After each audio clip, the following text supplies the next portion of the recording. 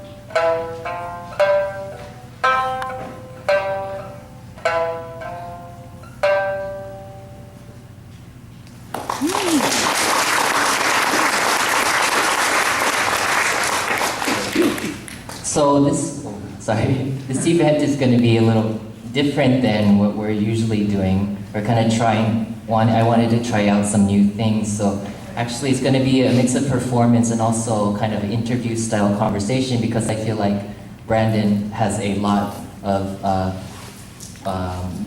really good information and very valuable information to offer, especially for the Uchinanju community here in actually all over the world, but specifically here in Los Angeles. So before we get started though, can you tell us a little bit about the song that you just sang? Okay, the song I just sang is a song called Ufuganiku Bushi.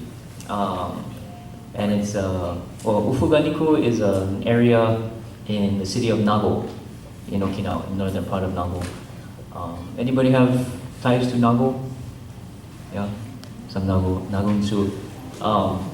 I actually don't have any ties to Nago, but if you saw the words up on the screen, the translation, the song kind of talks about being proud of where you're from and of your hometown. And also, this song apparently was one of my grandfather's favorite songs to play. I only found this from my grandma. So my grandpa used to play the sanshin, and he only played koten. He only played classical Okinawan music.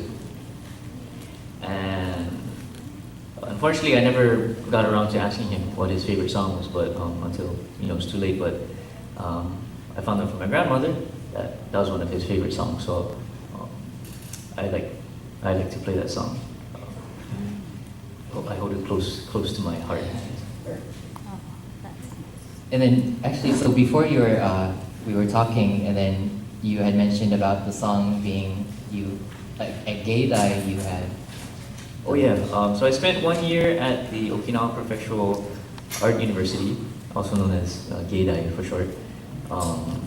And for our last performance, our last school performance of that year that I spent there, I had to do a solo, just one song, and so I chose to do that song. And that's when I did the research. I asked my grandma what his favorite songs were, and so that's when I found out about that song.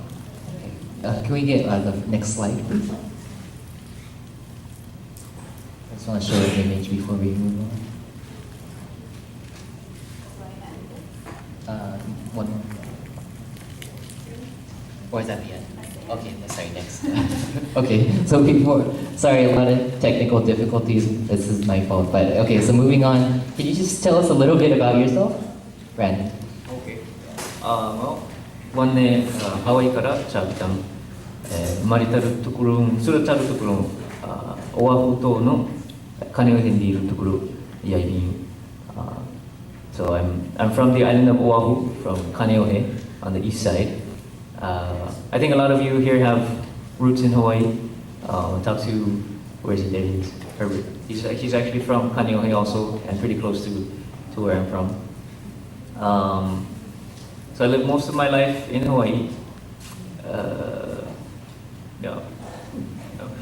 And how did you get involved with Okinawan culture? Like, what was your introduction? Because that's something I think is relevant to everyone who's like Nisei, Sansei, Yonsei. So from the time I can remember, as long as I can remember, my grandpa was always practicing his sanshin. So we'd go to their house for dinner or lunch, and usually when we get there, he'd be sitting on the floor practicing his music.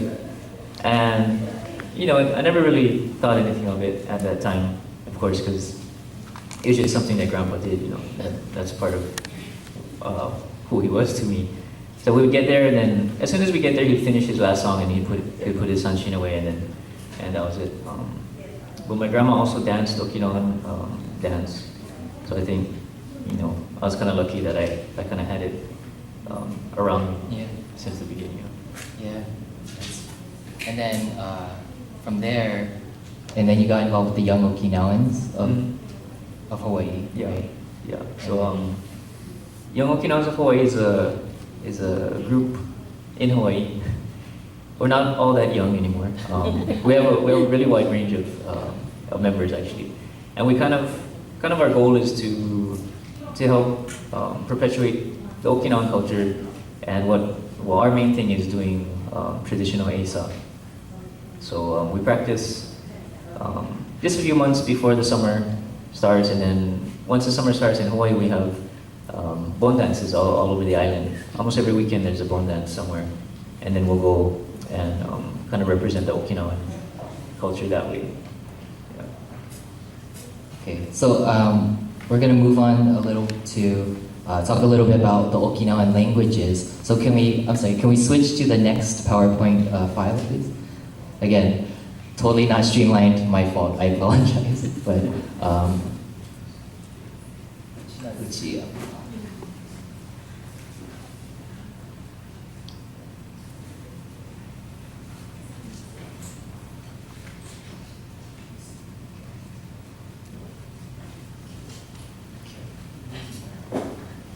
okay, so this is actually Brandon at Gaydai.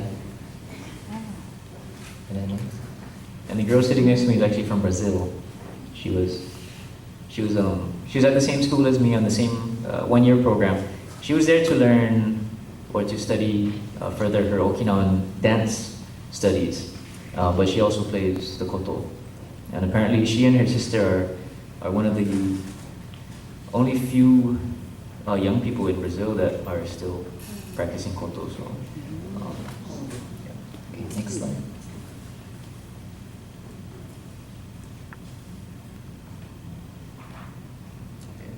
So it kind of gets back to talking about my grandparents. So my grandfather played sanshin, my grandmother did Okinawan dance.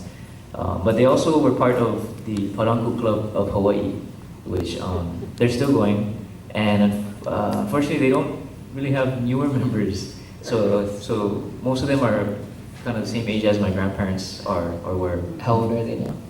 My grandma is actually 90 this year. Oh my goodness. Unfortunately, she doesn't do it anymore, but she still has friends that that are involved. And this picture here is actually from one of our big Oshiro, actually our only big Oshiro family reunions. So my grandparents, they put on the uniform, they brought out their paranku, and they actually made all of us kids also practice and learn. So I don't know if that picture's up there. Next slide. But yeah, so you can see. Which one's you? Which one's you? Which one is me? And I'm the one in the front, kind of the middle, basically. So, Oh my goodness. yeah, so these are my sisters in here, some of our second cousins. So it was a big thing. And again, we didn't really know why we were doing this. We just knew, okay, our grandparents do this, they're making us do it. We're embarrassed, okay, we'll do it. Well, yeah, so paranku. Also, here's another thing that I don't remember why we had to do this, but my grandma, she taught us this dance. And you can see our makeup, but this was what is that song? Maya Wa? No. I think. Anybody know that song? I can't remember. It's one of the islands. Yonaguni Maya Wa? I don't remember, but it's a song about the cat. So I remember doing this. No, not Krishna, but yeah, this song about cats. Oh. We had to do it at a big high school auditorium. There were a lot of other stuff going on. We had to practice so hard for this, and we didn't like the makeup.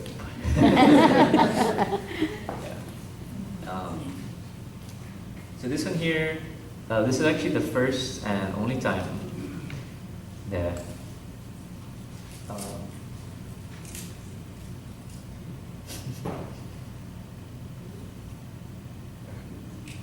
sorry.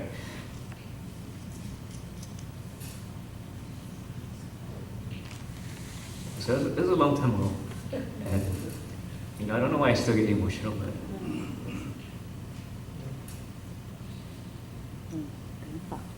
first and only time that we got to play together, and he's basically the reason that I started playing.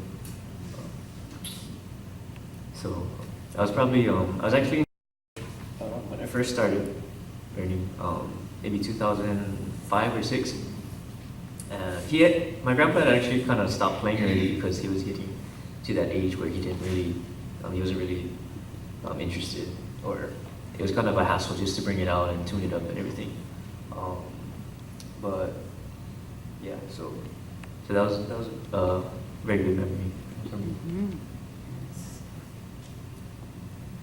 And here, so here's the picture of the kids again in our paranku uniforms, and then to kind of bring it back to where we are today, up on the top right, that's some of the young Okinawans of Hawaii.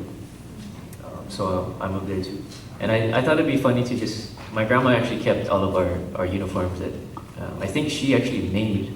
I don't know if she had help, but I know she did most of them. So you can see on the left, yeah, just the uniform I use now versus the one I had when I was a kid. So. Okay, so so we're going to move on to Uchinaguchi Shimakutuba now, which is actually the focus of today's event. So Brent, can you tell us a little bit about Shimakutuba? Okay. So one phrase we like to use, one term we like to use now a lot is Shimakutuba. So it kind of embraces all the languages within the Ryukyu Islands. So I mean, most of you know, but back when there was the Ryukyu Kingdom, the islands went down from Yonaguni Island, which is actually pretty close to Taiwan, all the way up to Amami Oshima, which is north of Okinawa. So they're the original languages of the Ryukyu Islands, and they are all recognized by UNESCO, which is the United Nations Educational, Scientific, and Cultural Organization. They're recognized as official languages, and they're also recognized as being endangered. Now, 4 of these 6 Ryukyu languages are considered to be definitely endangered, and 2 of them are considered to be extremely endangered. And, yeah, so they can be separated basically geographically. So up in the north, way up on the top. Okay. So that is Amami Oshima. And then over here, Okinawa Island is actually broken up into 2 parts. So some people argue that it doesn't have to be divided into 2 different languages. But the northern part is known as the Kunigami language. And it extends, you can see it extends to some other islands north of Okinawa as well. And then you have the central and southern part of Okinawa, and that's what we would call Uchinaguchi. And then below that, so this part here, this is Uchinaguchi. And the next one we would have Miyako, the Miyako language, which I don't know if I'm saying it right, but they call their language Miyako Futsu. So it's a really I don't know if you've ever heard somebody speak Miyako language, but there's so many consonants and there's so many words that don't seem to have vowels. So it seems like a really difficult language to learn and to preserve for that matter. Beneath that, we have the Yaeyama language, and I think they call it Yaima Muni or something to that effect. And the last one, so the last 2 ones that we just described is the Yaeyama and then Yonaguni, and they call themselves actually Dunan, and their language is called Dunan Muni. Again, I don't know if I'm pronouncing that correctly, but and those last 2 are the ones that are considered to be extremely endangered. So just so you can get an idea of how different these languages are from each other within the Ryukyu Shima Kotuba. So here's a word from Amami Island, and I'll try my best to say this, but Arigasama Ryota. So, Arigasama Ryota. Anybody have an idea what it means? Yeah, thank you. Yeah. So we're going to compare the different ways to say thank you. So that's the first one. And this one, the Kunigami language, it's kind of hard to find detailed information, I guess, without actually talking to people maybe from that area. Because when I tried to look online, the only thing I found was this here, Nippeido. So it's, those of you that know Okinawan language, you can see very close similarity. Nippeido.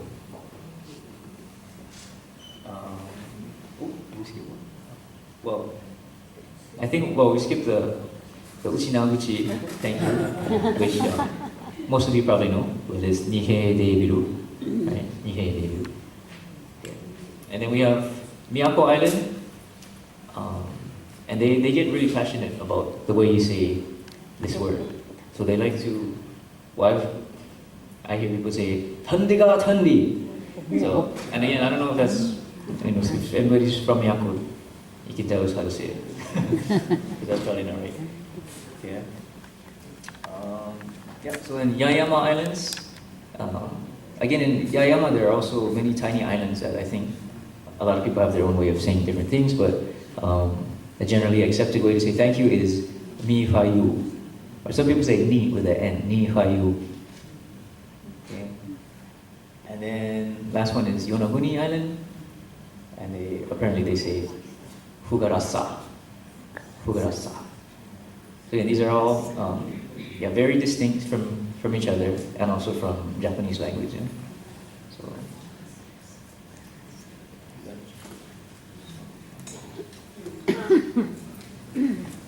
okay. And so just to put a little bit in perspective, again, Ryukyu was once an independent kingdom, annexed by Japan in 1879. And they're actually invaded by the Satsuma clan in 1609. But they stayed pretty independent even after that. So it was in 1879 when they became part of Japan, and their culture, their language, everything was really kind of suppressed, and it was almost lost. And some stories that we have, and maybe some of you are closer to these stories, but we always hear the Hogen Kura, which if you spoke Okinawan language in class, you'd get this wooden placard hung around your neck, and I believe you actually had to go home with it. That's what I've heard some people say, and they would try so many different things because they don't want it, of course, and it's shameful to have it. So anything to make their classmates say something in Okinawan language so they can give it to someone else. But another story that we hear is that during World War II, a lot of Okinawans were actually killed under suspicion of being spies because they were speaking this language that the Japanese or Americans couldn't understand either. So from my understanding, it was the Japanese army that was mostly going after these Okinawan speakers.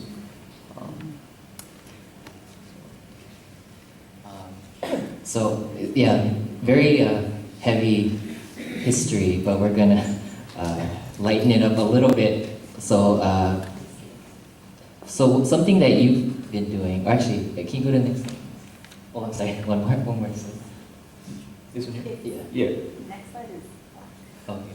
So I lived in Okinawa from 2009 to 2014, and I actually kind of saw sort of this gradual push to bring the language back.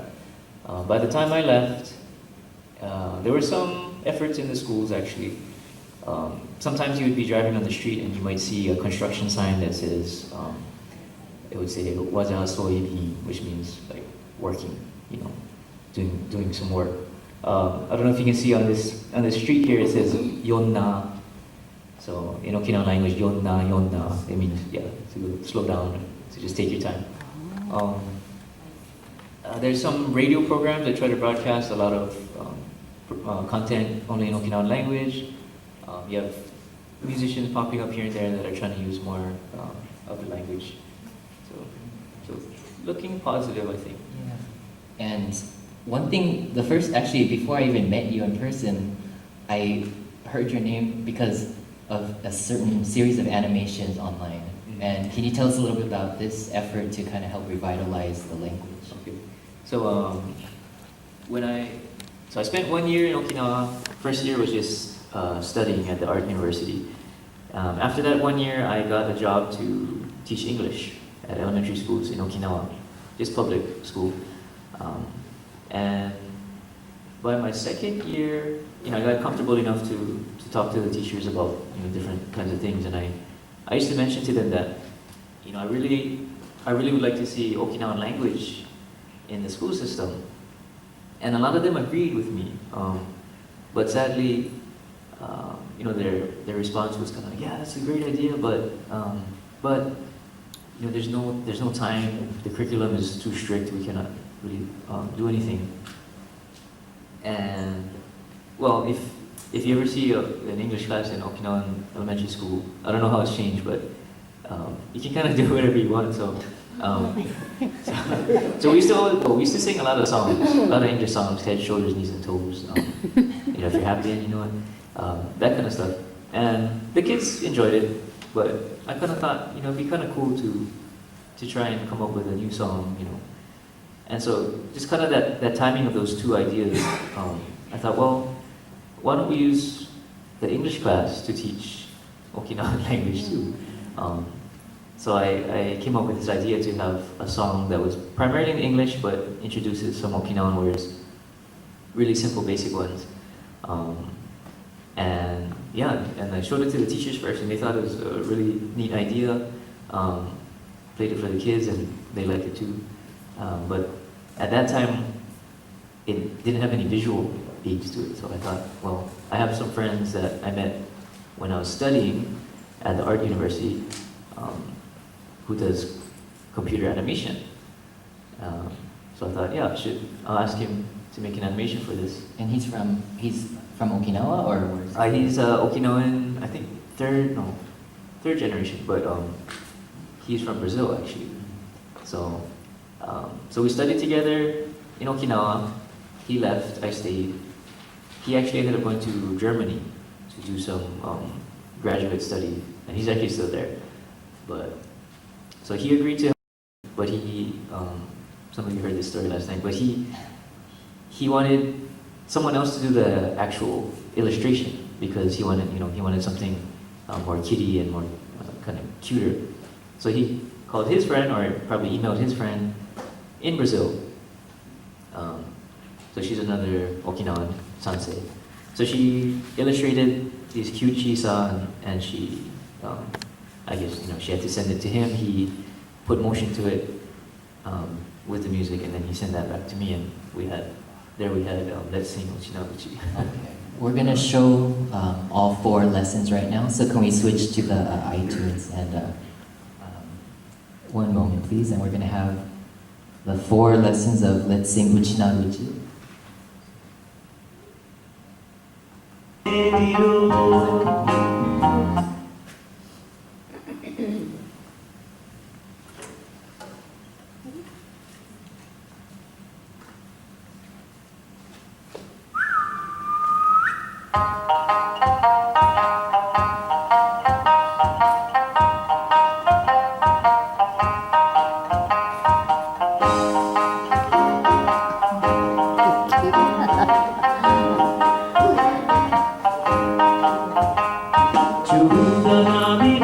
Is the way that we say hello in Uchinaguchi.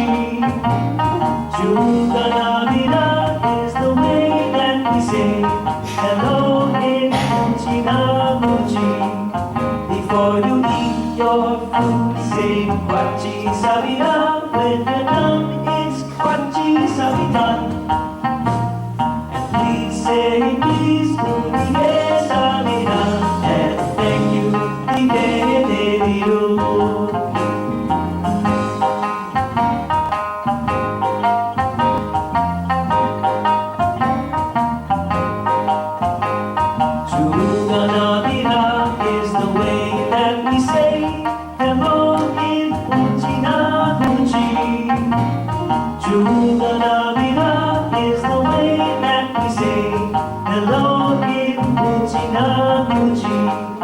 Before you eat your food, say Kwachi Sabida. When you're done, it's Kwachi Sabidan. And please say please, Unie Sabida. And thank you, Ibedebidu.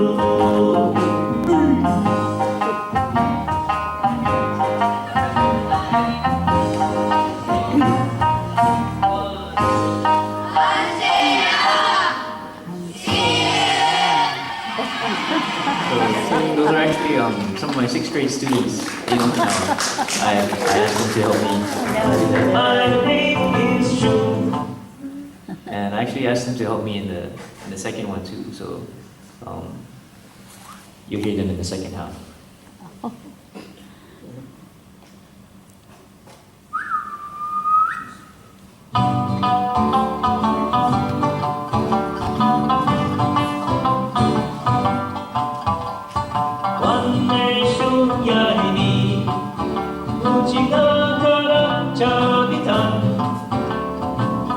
My name is Shu. I'm from Okinawa.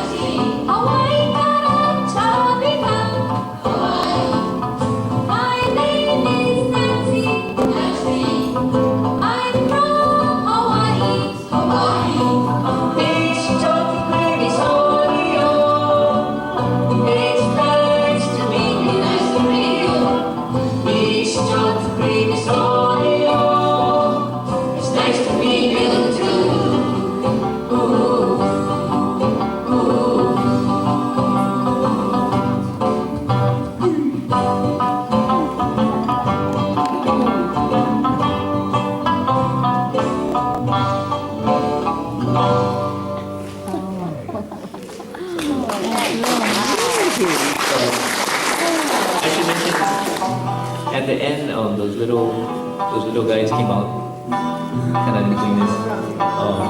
I asked my friends to try and make it look like they were doing kachame. And that's what they came up with. So it's kind of funny because the kids at school, when we'd sing this, and they would see that at the end, they'd always go, oh, koi. Like I was like, oh, look, those little guys are scary. And I didn't correct them because I thought they were kind of strange too. Oh, and there was a girl singing with me, the part of Nancy, and that's actually Darcy Ibo, another Uchinanchu from Hawaii, who was actually, well, she's still in Okinawa now, but she was also teaching English, so I asked her to help me with that one.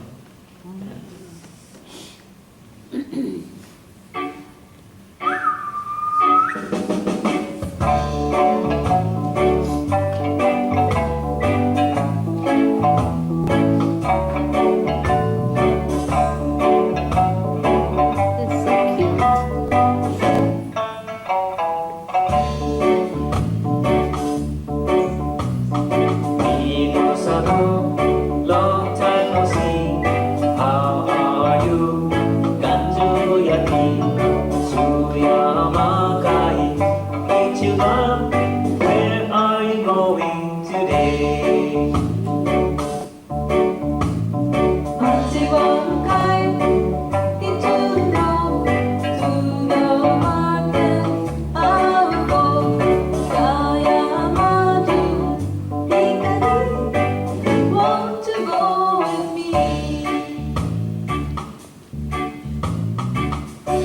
Mari, itu sana ya, ganju yati. Ganju yang tu, Jual mau kayak juga.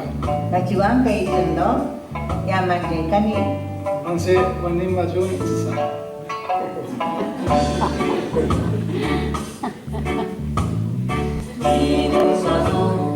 Long time no see.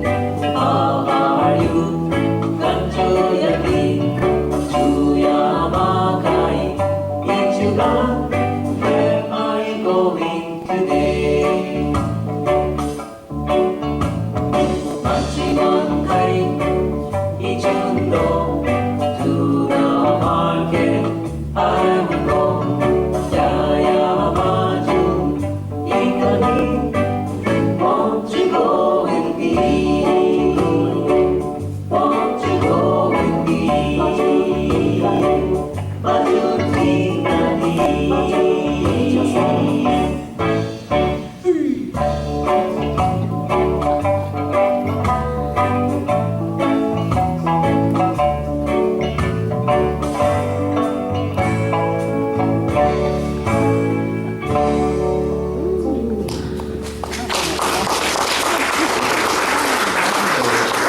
So that one, the third one, I actually did that one when I was in Argentina.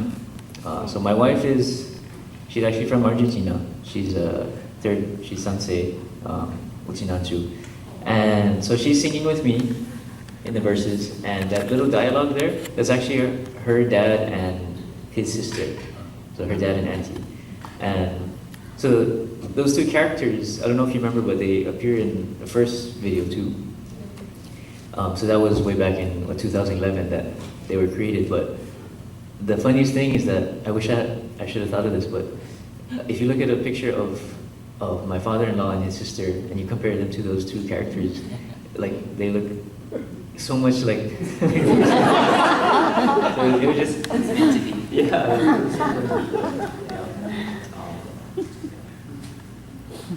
So there's one more. We'll show you. Is one. Kind of fuzzy. The sound is coming out. Lower the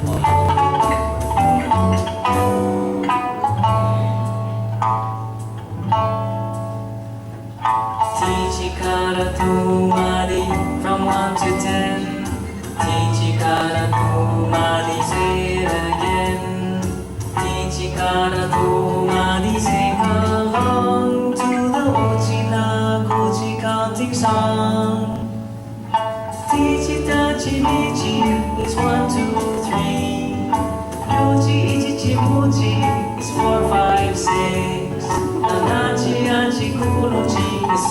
make 9, and 2 is 10. Not Japan, one more time. Ichi, tachi, michi is 1, 2, 3. Yuji, ichi, mochi is 4, 5, 6. Nanachi, achi, kurochi is 7, 8, 9. And 2 is 10. Tum tum ten, tum tum tum ten. Ichikara kumari from 1 to 10. Ichikara kumari, say it again. Ichikara kumari, sing along to the Uchinabuchi counting song.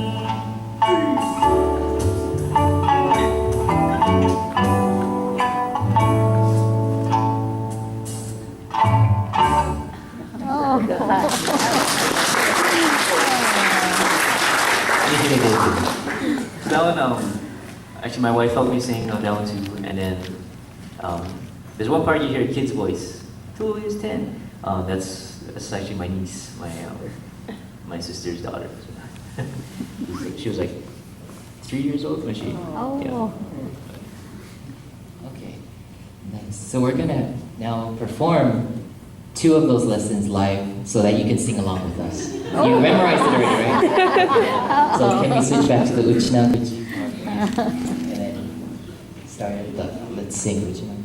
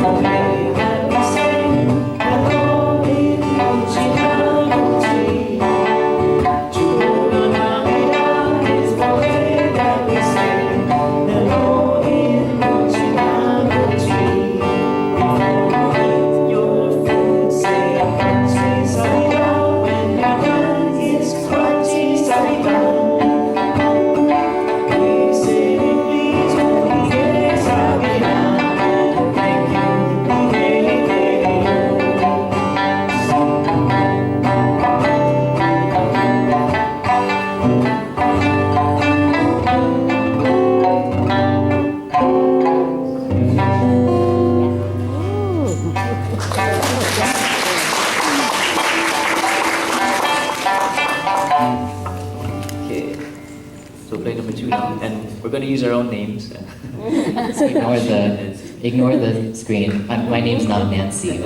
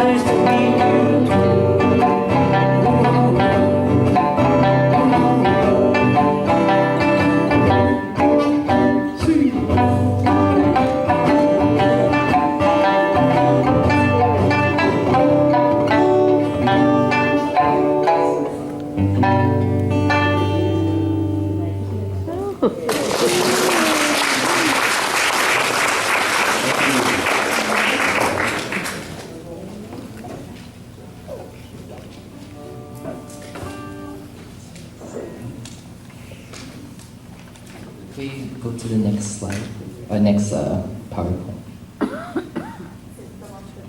Shushin.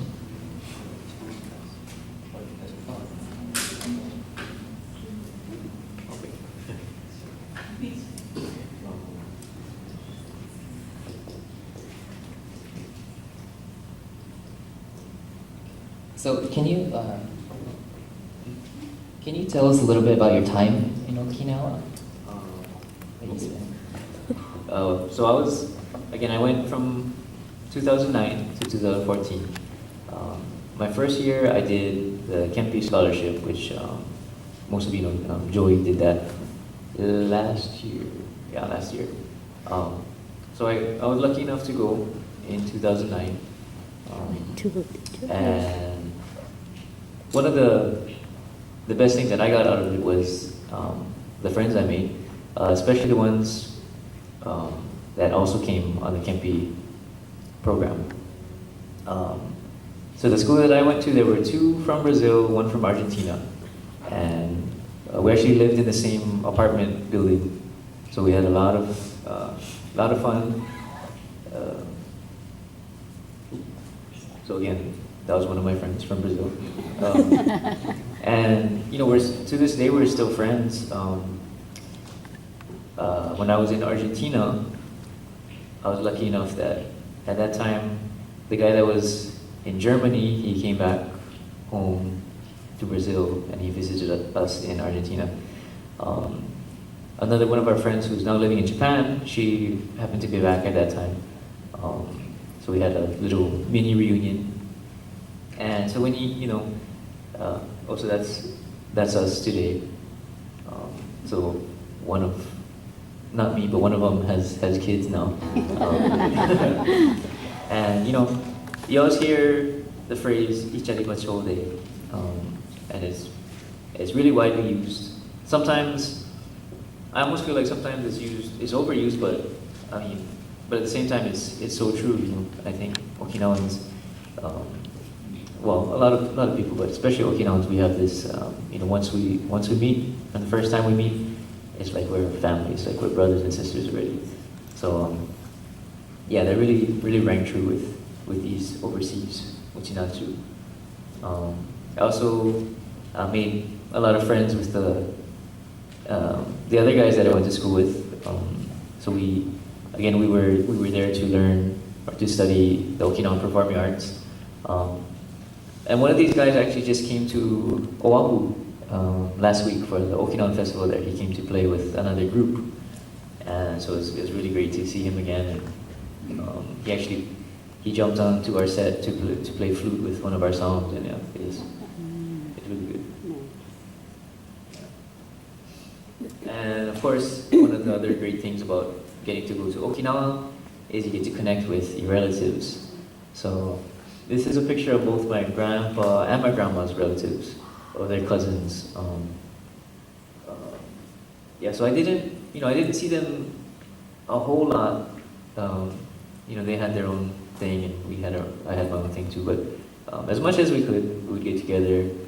They'd take me to lunch, or I'd invite them if I had performance or something.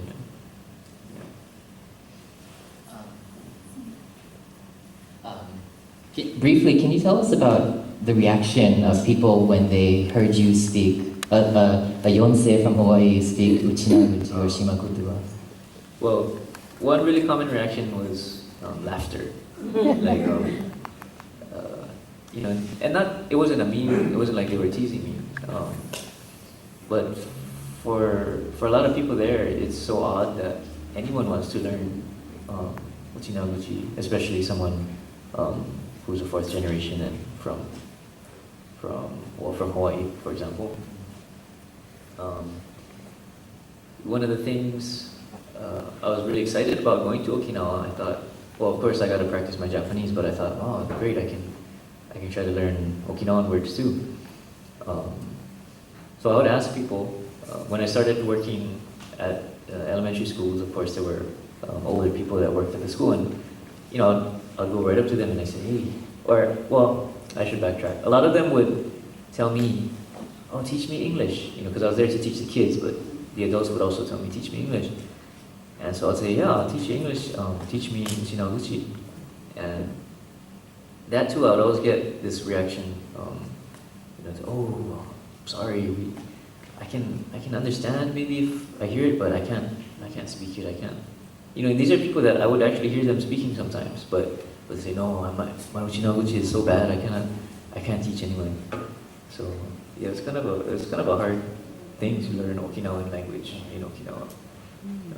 And then two big things happened while you were there, right? Can you tell us about the two kind of important related to Okinawa and Uchinaguchi with UNESCO and such? Oh yeah. So one thing that really kind of helped push this movement of Okinawan language, my first year there, again talking about UNESCO, but that was the year that they recognized Okinawan and the 6 languages within the Ryukyu Islands. They recognized them as official languages and endangered. And so I was actually taking a class from Fija Byron at that time, and so he was really excited, and that I think that kind of helped get people excited about it. So. And then what about The other and then UNESCO. Kumiudui? Yeah, so on the topic of UNESCO, I think it was the year after that. But so some of you may know of the Okinawan performing art of Kumiudui. So it's a theatrical art form. There's acting, there's dialogue, there's singing, some dancing as well. But UNESCO recognized it as a hold on, I wrote it down. Intangible cultural heritage of humanity. So, and at that time, because I was lucky enough to be able to study Okinawan Performing Arts, I was really excited about that. That was something to be really proud of, I think.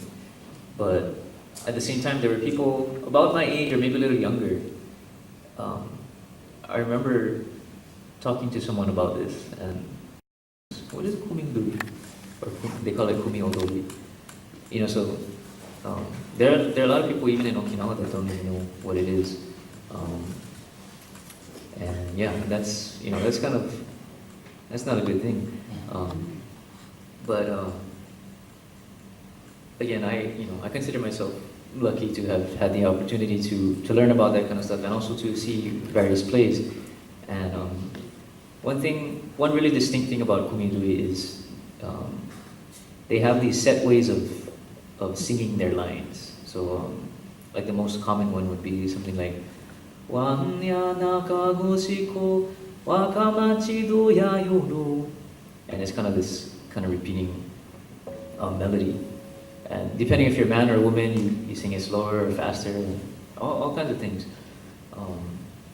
And I think the most well-known Kumiudui play is called Shushin Kaniiri, and it's the story of a woman who falls in love with this famous young man, and but he doesn't, he's not interested, and then she gets really upset, turns into a monster, and he has to run to the temple to hide. They actually put him inside a bell, so that's why they say Kaniiri. But even though it's so well known, I remember one time, so my wife now, at that time we weren't married yet, but we went to see a performance, and within this performance there was Shushin Kaniiri, and so we're just watching it, and of course I know the story, but about halfway through I kind of leaned over and said, you know what's going on, right? And she said, so she didn't, she was sitting through half the thing and she didn't even know what's going on. So I kind of thought, well, because of things like that, recently I thought, well, that'd be kind of cool to write a song about Kumiudui. But the more I thought about it, then I thought, oh, maybe I should write one about Shushin Kaniiri. So I was trying to do that, and then what ended up happening was I took a famous song by Sting, called Englishmen in New York, and I just wrote some words to try to fit that song, and I ended up writing just a really simplified version of the story of Shushin Kaniiri. With the idea that people see this video with the English subtitles, and next time they go to see the play, then they'll know what's going on. So yes, okay. So I'm gonna Okay, so can we switch to that? So I'm gonna try to play that for you guys.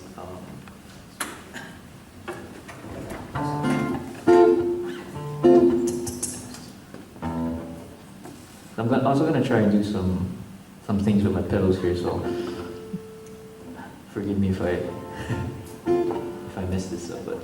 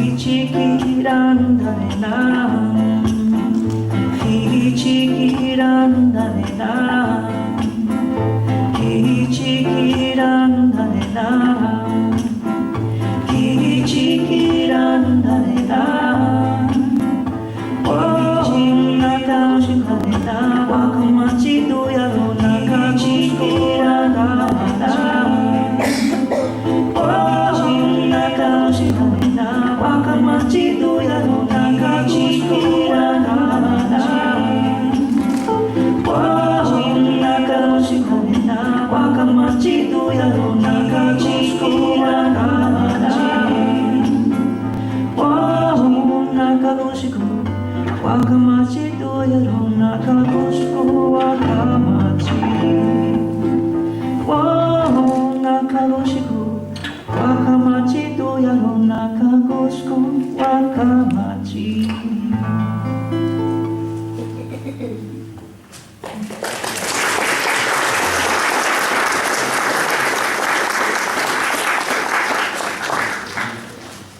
Still trying to figure out how to use Sorry, we're having some technical difficulties with the lyrics, but he had explained, good thing he had explained the song beforehand. So we're gonna move on to talk about, so you recorded not just Let's Sing Uchinaguchi, not just Shushin Kaniiri. What's this next project that we're gonna present? It's a project called Tichi. So Tichi, it means one. So it's the first, hopefully the first of a series of projects. And this came about also while I was in Argentina. I was kind of really surprised because you don't hear too much about the Argentina Okinawa community, I don't think. You hear a lot about Bolivia and Brazil and about how they still use the language there. So I was really impressed that a lot of the Issei, well, they're relatively young Issei, they're still in their maybe 60s and 70s, but they all, most of them use Okinawan language with each other, including my father-in-law and his siblings. But I think like anywhere, it's kind of difficult to try and get them to use it with the younger people. Maybe they know that I didn't understand that much, maybe, so they felt kind of awkward trying to use it. But I would often ask them, well, how do you say this? If you just kind of break it down, and sometimes they'll be able to teach you some things here and there. But I don't know if that was part of the reason, because I heard it more than I was actually used to. But I came up with an idea of trying to write music as best as I could, only using Okinawan language, and trying to get more of a modern kind of feel for it. What was your goal with doing it with this modern style versus just with Sanshin or something? So yeah, with the modern style, I wanted to give the language a modern context, and to kind of show people that it's still relevant. We can still use it today. It's not only for the older generation. It's not only for the traditional Okinawan music. Now, don't get me wrong. I'm a huge advocate of traditional performing arts, but I thought it would be fun to try and give the language this kind of new face, I guess. And what's the importance of, you released it in August, right? Mm-hmm. Last year, Yeah. 2016. What was or why then? And well, obviously last year was the Uchinanchu Taikai in October. Yeah, October. So unfortunately, I wasn't able to go, but I thought, if I could finish, just a small collection of songs by the time the Taikai rolled around, then maybe I could get it kind of dispersed to people of, outside Hawaii. So get it to Okinawa and hopefully get it to, mainland United States, maybe South America. And then, how did you go about getting it heard in Okinawa? So it was really good timing because I had kind of finished the recording, which I did at home. So honestly, the recording it doesn't sound like super professional mastering or anything, but I had some friends from Okinawa visiting Hawaii. This must have been in August, but I wanted to share this music with them too. I hadn't gotten the actual printed copies yet, so I gave them a burnt CDR. I gave each of them a copy. I think actually the day after they left Hawaii, then I got the shipment of CDs. But when they went back to Okinawa, got a message from one of them, and he said, "Wow, this is, I really like this." And so I told him that I actually printed some out, and he said, "Okay, well, send me." I think he asked for 75. He just send me 75 copies. I'm gonna take it to radio stations, to newspapers, to So he did that, and actually there was one music store on Oksaidori that decided to sell it. So and at the same time, actually both major newspapers in Okinawa, they wrote stories about it. So yeah, I got pretty lucky. It was good timing. Including, Yeah. what, can you explain this So this one newspaper clipping?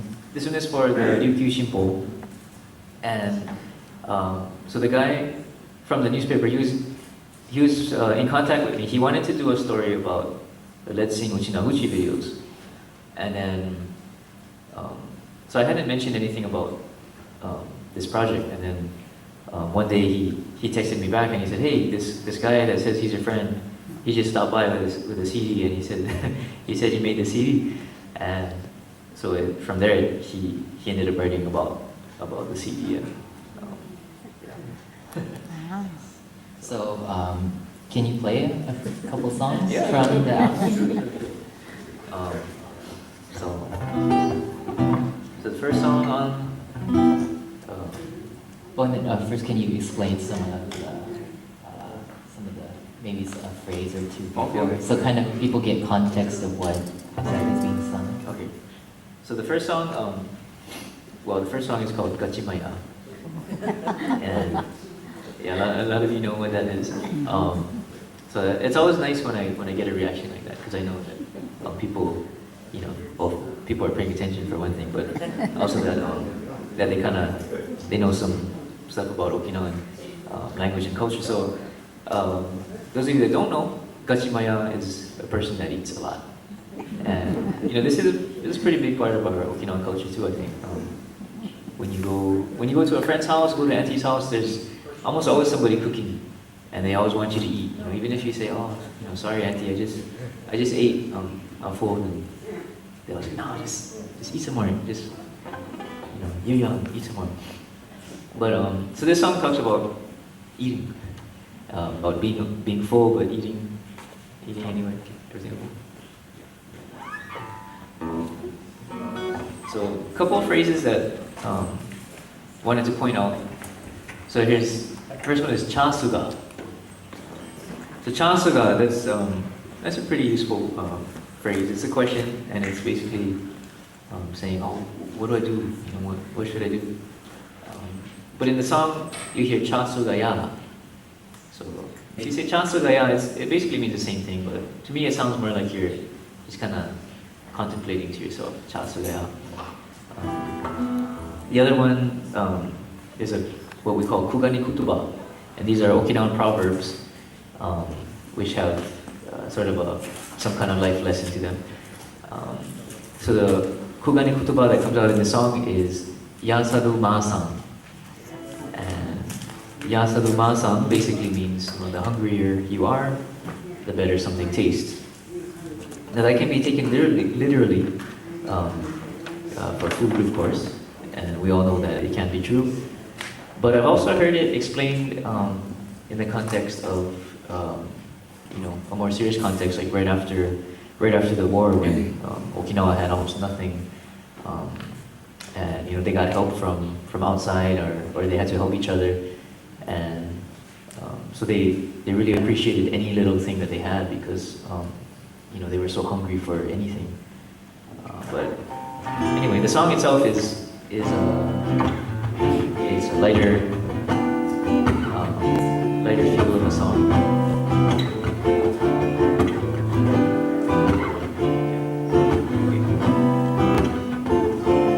So again, this song is called Gachimaya. Imagine yourself coming home after eating a big lunch with your friends, and then somebody tells you, "Hey," or you smell some really good food on the table. You want to eat some more, but you're so full, so you say, "Chansuga."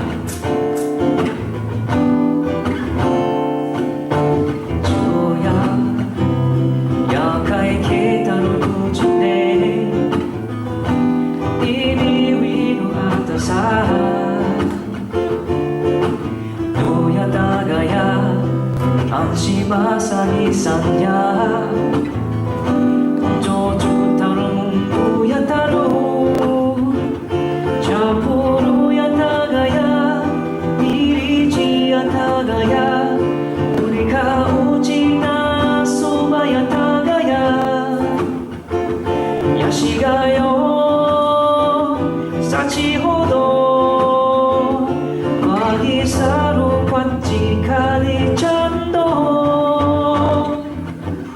자수가야 아디카미 못사사 야시가요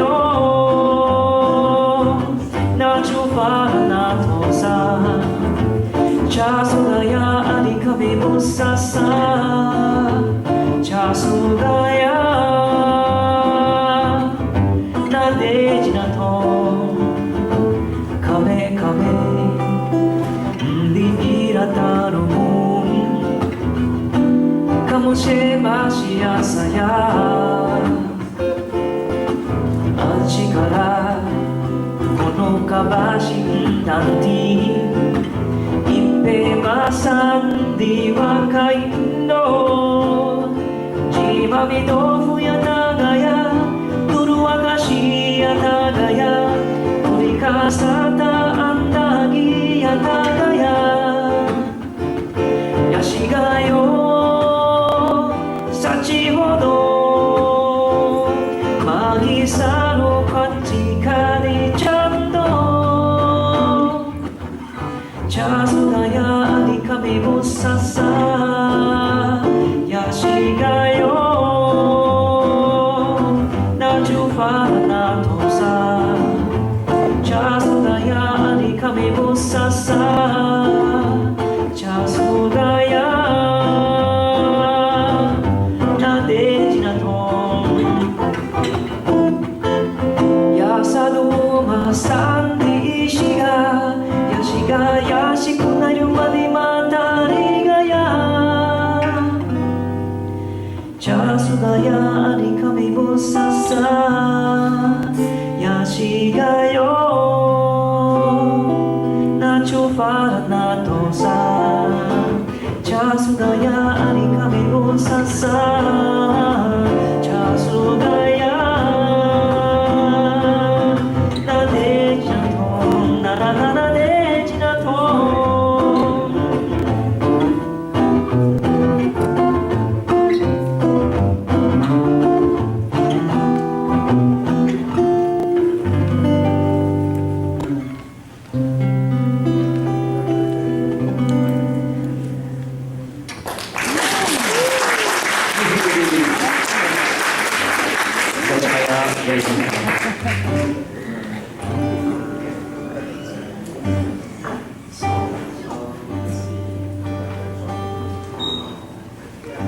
So, again, when I was in Okinawa, working with the kids, kind of learned a lot from the kids themselves. But one thing that you're always going to find anywhere there's a, even a Nikkei community, Japanese community, Okinawa community, people are always going to do junk and pull, right? So, those of you from Hawaii, remember, I don't know if you remember, but in Hawaii we say junk and pull. I cannot show. I don't know. And I didn't realize that was strange until I went to Okinawa and you hear the kids say junk and pon.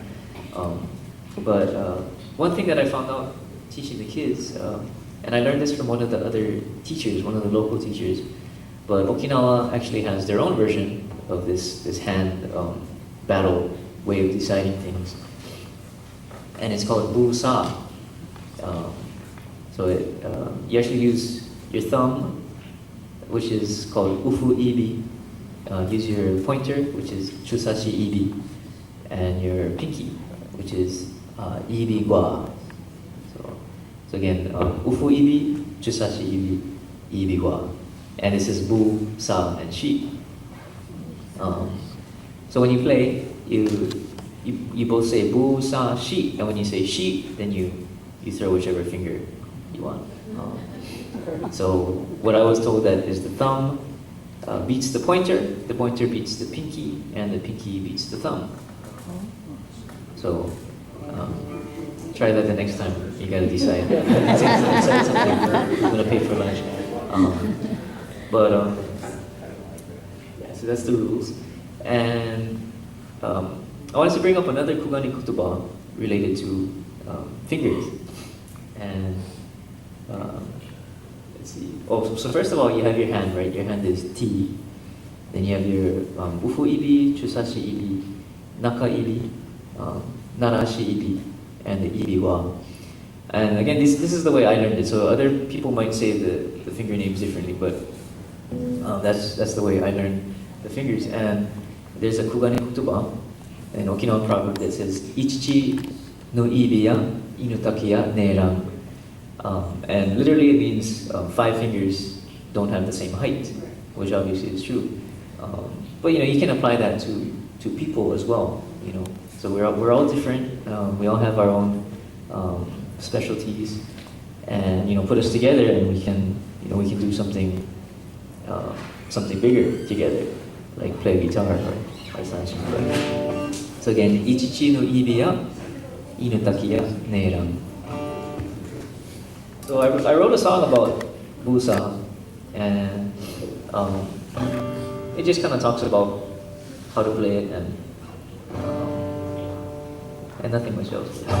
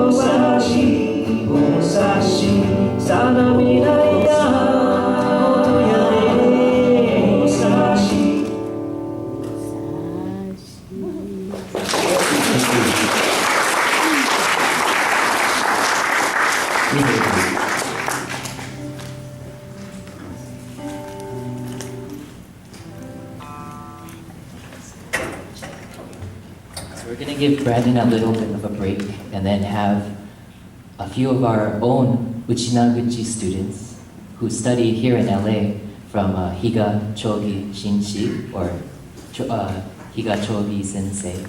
And we're going to have first Jane Kuniyoshi. Please come up.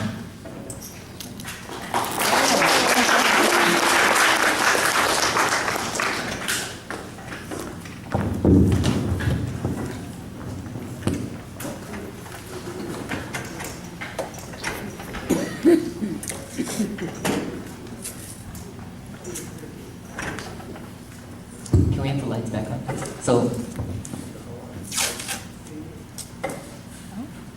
Right.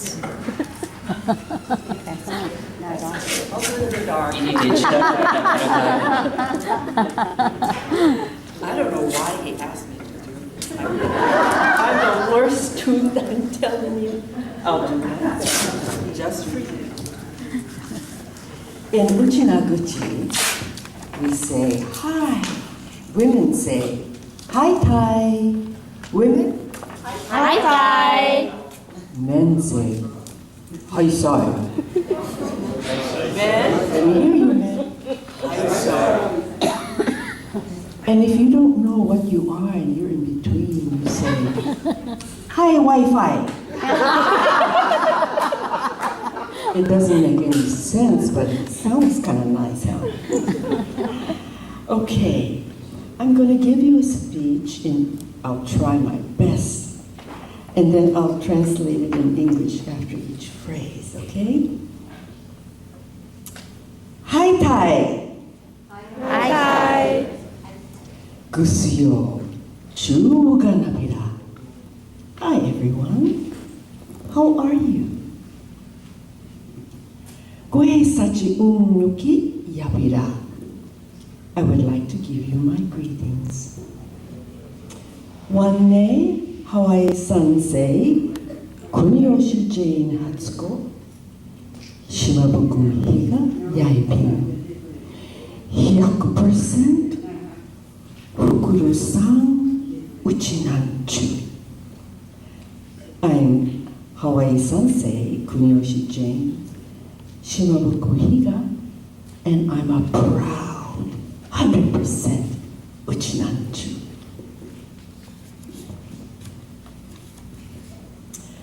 Wang fuya fa fujeya gushikaon ju yaibin nama urumashi nato yaibin.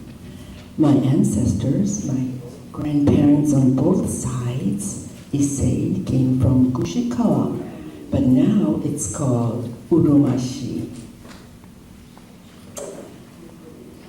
Una uchinanchu tu majung kumauti sugusu kutu nairi ipe irikisaibin. I'm so happy to be among my fellow Uchinanchus and Uchinanchus at heart. Ichariba chode. Once we meet, we're brothers and sisters. Uchinaguchi shi hanashi suru kutu ya tatakai yaibin. Speaking the Okinawan language is very, very difficult. Yashiga umarijima no kotoba wa shi ni kunu ni wa shin. There's another saying. However, forgetting your native language is like forgetting your native country.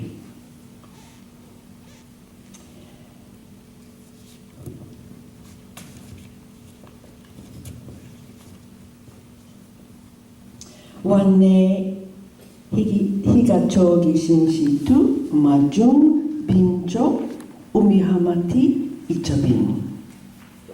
I will continue to study hard with my teacher, Chogi Higa.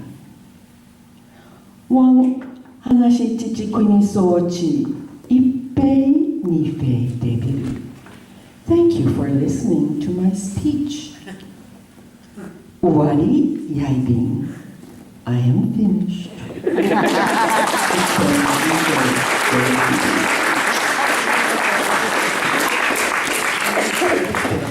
you very much. One more round of applause.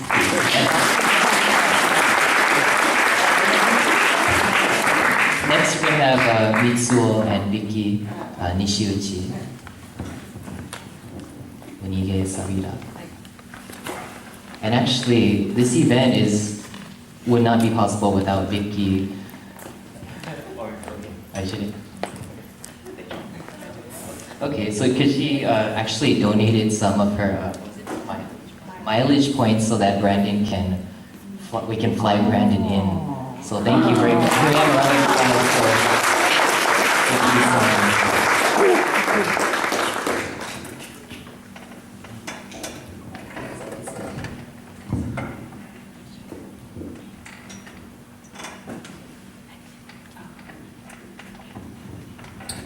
So when we went to Taikai, we actually tried to use some Uchinaguchi with the taxi driver, and he started laughing at us and told us that they don't talk like that anymore. So hopefully you won't have the same reaction. But, Haitai, Chuganavira, Wanne Vicky Yaibin. ワンネ三つ親指大和の福島からチャービタ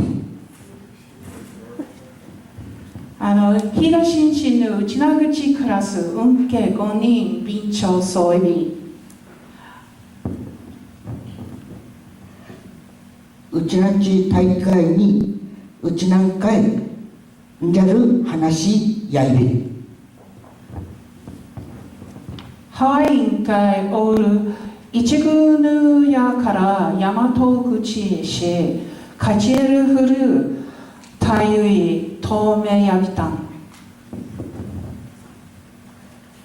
三つ本会このたゆいやのんちかかとうがんちイーメルがチャービタン一区のチャーオティ大和口ちゆむしワンツイやいびこのたゆいやうちなぬうふぐすくぬういかぬハワイインカイインジャラインジャルトチヌカフシヌタユイヤイビンタンワッタやうちな中大会にうちなインカイイチャギクトゥクルタユイシウインカトメヤイビン生のちつね島尻郡玉口区村の新やびらんクヌフルすいませんクヌフルやヌバンゴシタドゥニルクトゥナイカやうんちジントゥシワヤビタンくのふるやの番号会たゆいんじゃ食べたんしわやびたちが人父あとひんじぬあいびたんうちなんかいちちゃるとちにティンはかちてくみそうりでのくとばやびたんうちなうってはかいんじゃいういかするてうゆいさいさびたん生までならんたらたるういかべれびれさびたんちびらさるたびやびたん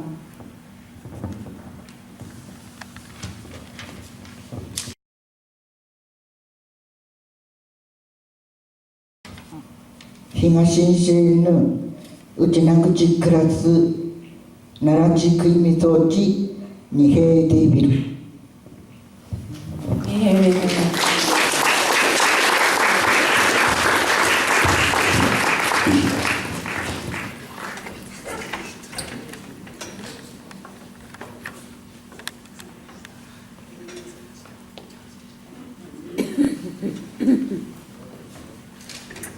Can we have another round of applause for the jury?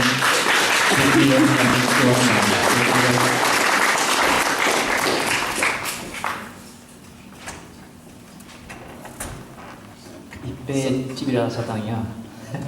Very good, very awesome. Can we switch to the finale slightly? Actually, so the OAA is the only place in Los Angeles that has Uchinaguchi classes. And it's a benefit for being an OAA member. So if you're not a member, but if you'd like to join the Uchinaguchi class, please become a member. And it's one of the really good benefits of being a member, so please join if you can. Or if you are a member, please join our class every second Friday of the month. And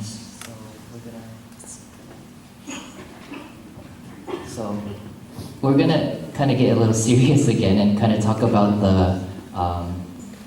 the real possibility of losing our languages. And so Brandon, can you kind of Well, show us some of this reality? yeah, I mean, I think of any culture, especially indigenous culture, the language is definitely the foundation of the culture itself. So, you know, a lot of us go around saying we're Uchinanchu, this, that. But, you know, imagine if the language disappeared, then that word would also disappear. Because, you know, when I grew up, I didn't know that was an Okinawan word even. I just knew it because, again, my grandparents said we're Uchinanchu. But, you know, if that word disappeared, then, you know, we can't call ourselves Uchinanchu anymore. So, I mean, this one. Oh. So there's another Kugani kutuba that we often hear. It's Marijima no kutuba washime kunin washiu. So basically, if you forget the language of your birthplace or of your homeland, then it's like forgetting your homeland, your country. Can you kind of talk about some of the context as to why, again, bringing back why the language is kind of being lost, or has been, in a sense, lost? Yeah. So again, you know, throughout history, the Okinawan culture it's been tried to suppress it and to get rid of it. Again, we hear stories about the Hogen Fuda. First of all, calling it Hogen is already belittling the language, calling it a dialect, you know, because it's a separate language. And then, to make kids feel so ashamed of speaking the language. And I think for many of those people, even though they might be a lot older now, I think that, they still have that mark in their mind that it's not good to use the language. So they might use it with their close friends and family, but then, maybe if they get up on stage in front of a crowd of people, they think, oh, I have to speak Japanese now, or, I've seen that happen when I was in Argentina, actually. Because again, a lot of the first generation Indians still use it, but I think, they have this almost like a switch that, they have a hard time turning it back on if they're not in the right environment. And historically, why do you think, or what has happened that's kind of created that hesitance or that kind of shame that people feel? Well, aside from the Hogen Fuda. Or I guess, we're kind of going back to like World War II and like what happened then. Yeah. Well, a lot of Okinawans were killed for using their language for. Some of them maybe didn't understand Japanese that well, so maybe they couldn't follow orders or, But on the flip side, Okinawan language also saved a lot of people because we have stories of certain translators who actually, they had migrated already to maybe somewhere in the United States, and they went back to war to fight on the side of the United States, but they were like, how can I go back to Okinawa and how can I do this to my own people? But some of them actually ended up being able to save, there were caves of people hiding, and these guys came in and said, hey, in Okinawan language, hey, I'm Uchinanchu, it's going to be all right, we're not going to hurt you if you And is the discrimination ended, or? Well, we like to think that yes, there's no more discrimination. I mean, my mother, she's Oshiro, and she says that up until even when she was in high school, so she was born in the 50s, so well, not that long ago, but when she was in high school, she was actually ashamed to tell people her name because she was worried that they would look down on her because she's Okinawan, and of course now she's very proud of it, but nowadays I mean, we don't like to think of Okinawa still being discriminated against, but there's a lot going on in Okinawa right now, and one thing happened kind of popped up in the news recently. So in Hinoko there are people protesting against the building of the new base, and there were these police officers brought in from mainland Japan to kind of try and get them out of the way so that the construction trucks can come in. But there was one incident where apparently one of these officers kind of yelled at the protesters, "Hey, don't you understand, or do you understand Japanese?" So we don't know exactly what this guy was thinking, but it really sounds like he's trying to make these Okinawans feel like you're lesser than us or than them, I guess. So, despite all these things happening and the discrimination in the past and present, but there are revitalization efforts going on. Oh yeah, yeah. Can you talk a little bit about some of the things that are happening now in Okinawa and abroad? In Okinawa, well, again, I hope it took hold. But when I left my last year in Okinawa, they were actually trying to get these books into the schools. They weren't exactly textbooks. They were more like almost like handbooks, but these little books with useful phrases that you could use at school or use at home. And they kind of left it up to the homeroom teachers to pass it out to their kids. So that was, that wasn't so good at that time because I knew some teachers who actually didn't pass them out because they're like, I don't really have any desire to have the kids learn. But there were other teachers who did use it. And then you have several groups that were coming up. There's one in particular that I got involved with. They're called Okinawa Hands-On, and they kind of started as a after-school English learning program, but over the years they've become heavily involved in Okinawan culture and language. So they did a big presentation at the Okinawan Taikai, at the Uchinanchu Taikai last year. They also came to Hawaii and they shared their basically they do kind of like these plays, and they use basically all Okinawan language. It's very impressive. They're kids, I mean, the oldest one they're in high school, and they have young ones still in elementary. Yeah, it's really inspiring. Was this at the Lucha Identity Conference or a different? Yeah. So last year they came to Hawaii to take part in our Lucha Identity Conference, which we have every year in Hawaii, put on by another group I'm involved with called Ukwanshin Kabudan. And this year we're going to have our 4th annual one. And this year we're really going to try and focus on the language. So I do have a flyer here. It's I know it's you can't really see it from where you are, but if you want more information, you can come see me after. I have more flyers. But it's going to be on the Big Island of Hawaii, and actually the Hawaiian culture kind of had a similar experience with what Okinawa has gone through, where their culture and their language was suppressed, and it almost disappeared. I think even more severely than what the Okinawan situation is. So Okinawa, the good thing about them is they still have they still have native speakers that can possibly teach, whereas in the Hawaiian case, I think they had much less. But they were able to bring it back, so that's it's always kind of an inspiration to look at how they did it, and yeah. So it's going to be next year in March, if anybody is interested. And before we go on to the last set of songs that you have for us, just for you personally, like, what's the importance of maintaining our language, like this, all of your efforts and all of the things you do and all the things these other groups are doing? What's the mission, the goal, the purpose? Well, I mean, the purpose is to basically, keep up our identity. Again, from the time I was a small kid, my grandparents always told me we are Uchinanchu, even though I didn't really know what it meant at the time.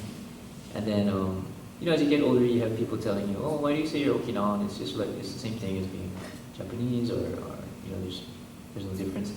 And, it took me, 20-something years to finally realize what that difference actually is, So now, and with the language, I think that really kind of seals it. That, for example, I took Japanese classes in high school and college, and I have friends who were with me in those classes, and they're the very ones that they used to tell me, why do you say you're Okinawan? There's no difference. But then once I started learning the language, I remember going home on a summer vacation, and I told one of these guys that I'm really getting into the language, and he said, oh, what is Okinawan language? What is that? And he said, well, say something to me. And so I just told him what my name is, and in Uchinawuchi, and that it kind of blew his mind. He thought, oh wow, that doesn't sound like Japanese at all. So even that, to me, I was like, oh wow. For me, that was a realization of how important the language is to our culture and to who we are. Before we're gonna let him play the last set, I want to remind everyone that he does have CDs here for sale. So the songs that he played, like Achimaya, Busa, and then these next few songs as well, or the next 2 songs as well, are going to be on the CD, and the CDs are here, and they're going to be $15. And you're going to sign them? Yeah. Yeah, I'll sign them. And then he's generously donating $3 of each CD to the Kenjin Kai. So thank you very much. Thank you all for having me. So don't leave after the show. CDs will be sold here. And okay. So I brought up a Kugani Kutuba earlier. Marijima washine kunin washiun. So this song includes that proverb, but it also adds an extra line after that. So what I say is Shima Kutuba washine kunin washiun. Kuni washine oyan washiun. So if you forget your mother language, it's like forgetting your homeland. And if you forget your homeland, it's like forgetting your parents and the rest of your elders that came before you. Where's the lane? Where's the lane?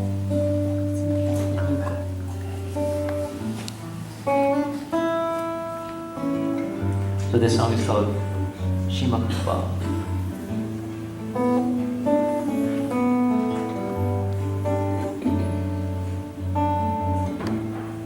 落ちなや元からこにどやたる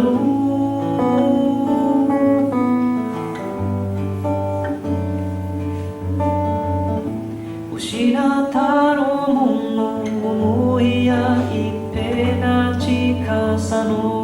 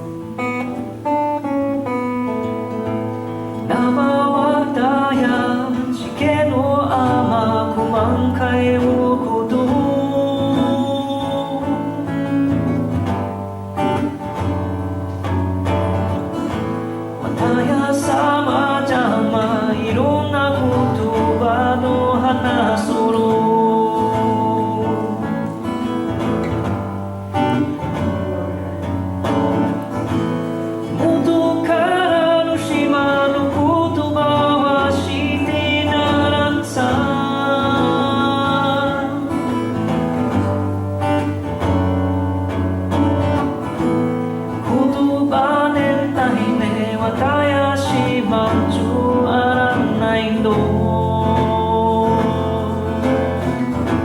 島言葉はしねこにはしよこにはしねおやんはしよファフジアオタトロタオシナララン親のよしごとやわしら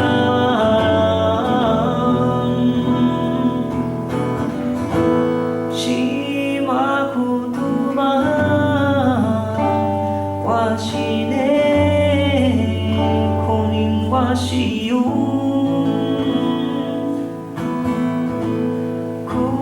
にわしねおやわしよ私今や元から恋のやだろう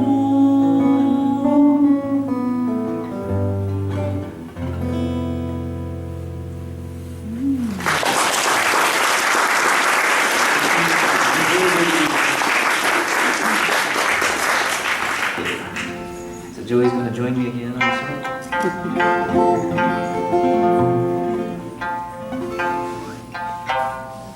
And this one is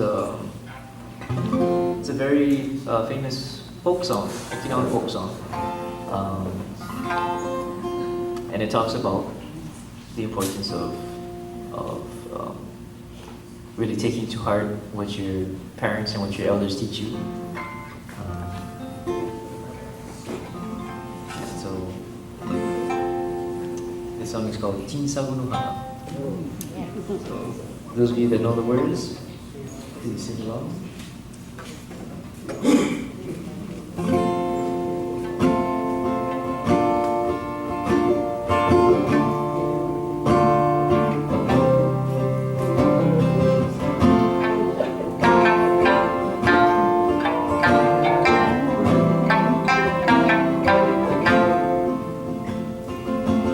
Tinsabu no hana ya, chibi sa chibi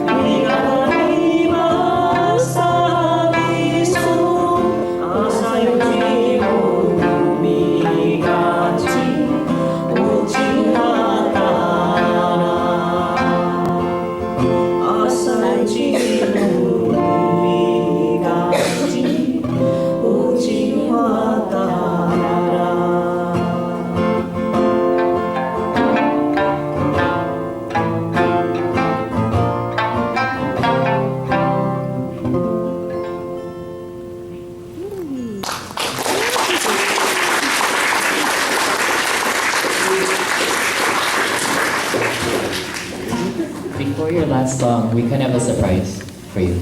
Sorry, I didn't tell you. So it's a surprise.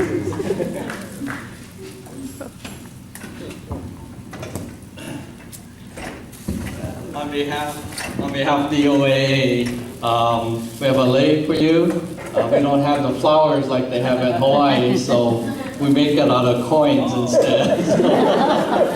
I'll only give you a kiss though, I'll give you a hug.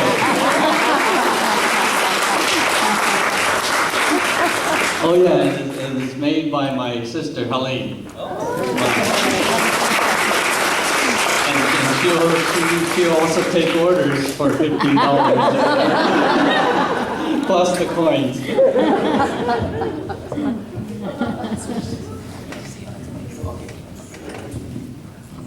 Wow, thank you so much, Julia, Ipen, hey, David. Let's play one more original song. This one actually is not on the CD, but and it's also mostly in English. But you hear some Okinawan words in here. And the song is called Achame Guam. So at the end of every any Okinawan event or party, we do achame, right? Also known as kachashi. So this song is about that.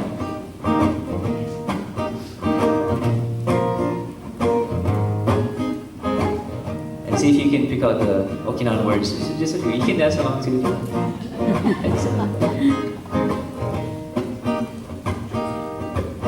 There's a party about to begin. Can you feel it? Somebody starts to play the sanshi. Can you hear it? We got food, we got friends, we got family like Ichari Bachode. When it comes to the end, you better not go home yet. Well, let's not forget you got to move your feet to the syncopated beat of the kachashi. Yeah, yeah, yeah. Hands from side to side. No need to be hachikasa. You're doing the achame while you move your feet to the syncopated beat of the kachashi. Yeah, yeah. Hands from side to side. And if you don't know what to do, maybe your uncle can show you. Haya sensuru yuiana. Haya sensuru yuiana. No matter the occasion, as long as the music plays on. When it starts, get out your chair. Your body feels that rhythm and your hands go in the air. All the shimanchu should know what to do. You got to move your feet to the syncopated beat of the kachashi. Yeah, yeah, yeah. Hands from side to side. No need to be hachikasa. You're doing the achame while you move your feet to the syncopated beat of the kachashi. Yeah, yeah. Hands from side to side. And if you don't know how, maybe your grandma can show you. Haya sensuru yuiana. Haya sensuru yuiana. You might find yourself saying that you don't know how.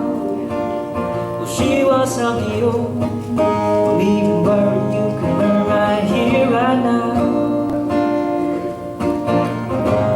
So you find yourself grooving along with the beat.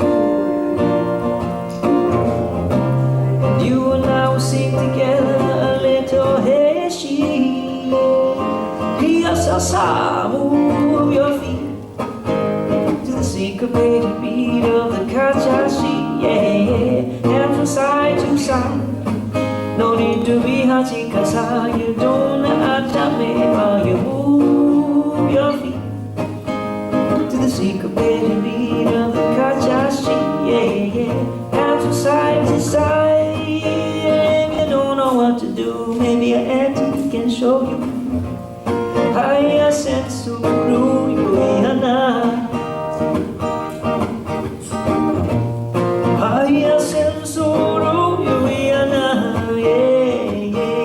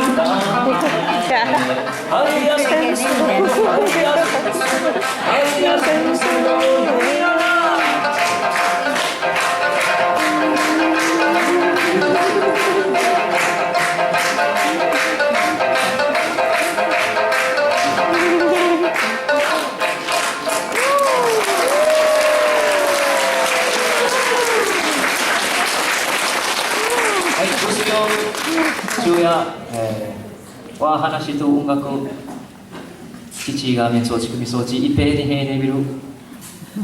Thank you very much.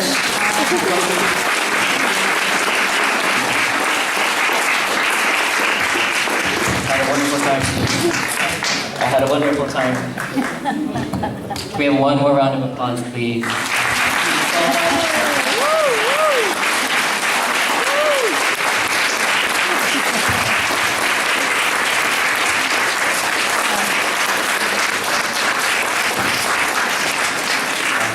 Again, Brandon has CDs here, so please